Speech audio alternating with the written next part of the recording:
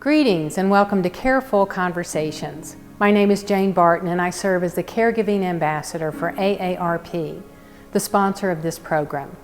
I certainly appreciate your time and attention and so glad you stopped by to chat about some aspects of caregiving from the inside out.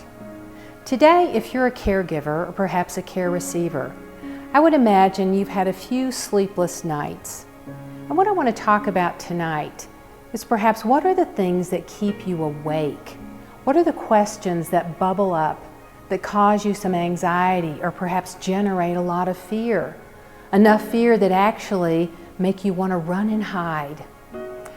Well, I want us to resist the temptation to run and hide and instead to be proactive in confronting our fears, to name what it is that keeps us awake at night, and then proactively find some resolutions.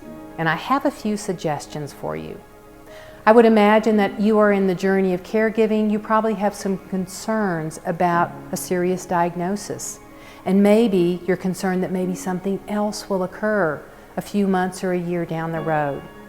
So the way to be proactive about that is to work with your team of health providers, to ask questions, to seek information, and not be afraid, but be proactive and informed.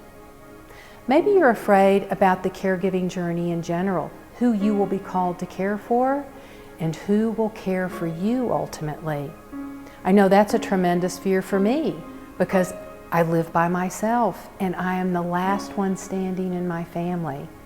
So we have to be proactive in creating a collaborative network of care, talking to our family if we have family members still living, talk to our friends and identify who is able to care, who is willing to care, and who is there to care. Perhaps your fear is related to finances, because we know costs for health care are extraordinary, and also the cost for long-term care. So instead of being frightened, have a financial advisor give you exact information about what you can anticipate as far as future costs. Don't merely guess at how much the expenses will run.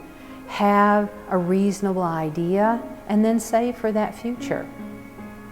Maybe you're afraid of end-of-life options around medical care. This is the topic of advanced care planning.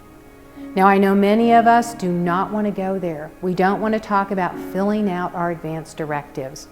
But this is actually such a critically important conversation to have with people who will be responsible for your care.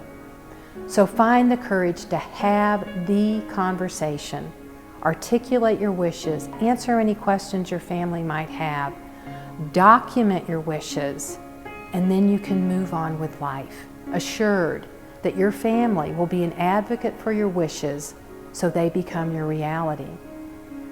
Now, a very predominant fear in our country today is the fear of losing control, losing our independence, and becoming a burden on our family as we age or we are compromised by disease. And I have that similar fear as well because I love my independence.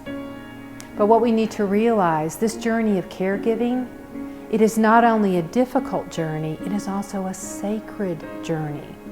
And so when you talk to your family that will be responsible for your care, I doubt they're looking at you as a burden. Maybe it's an honor that they will be able to companion you through your caregiving journey all the way to the end of the road.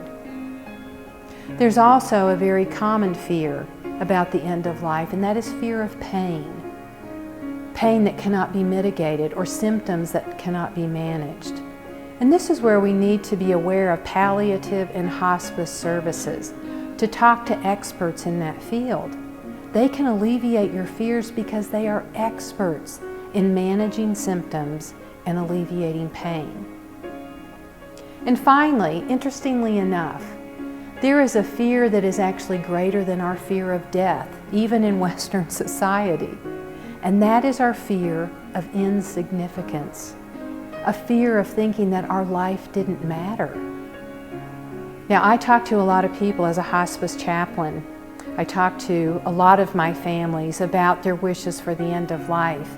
And in that conversation, oftentimes, they would want to do a life review. to look back over their shoulder, literally and figuratively, to see where they have been, what they have done, and what they have accomplished. But even more importantly, they wanted to realize who they had loved and who had loved them.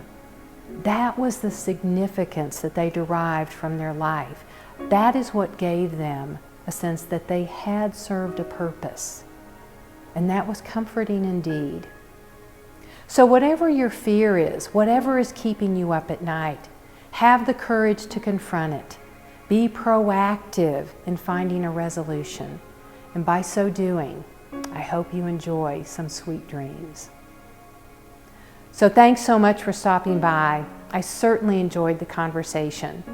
If you have additional questions or concerns, please check out AARP Caregiving Resource Center or my website, Cardinal LLC.